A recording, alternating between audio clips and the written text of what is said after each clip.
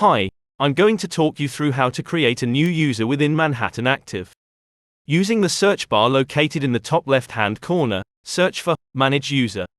Let's add a new user to our organization. To do this, click the Create New User button.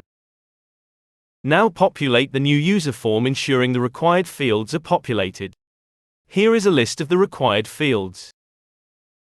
Now click the Save and Finish button. Let's add this user to an organization. Select the user before clicking the Organization User button. Click Add New. Now select the required organization using the drop-down menu displayed. Now let's assign a role to our user. Click here before clicking the Roles button. Click Add New.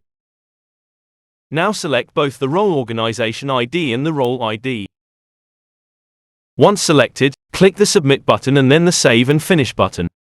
Now let's give the user access to a facility. From this drop-down, select a facility and click Submit, then Save and Finish.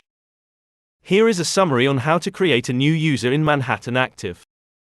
Thank you for watching. If you have any additional questions, then pop them in the chat and I'll be happy to answer them.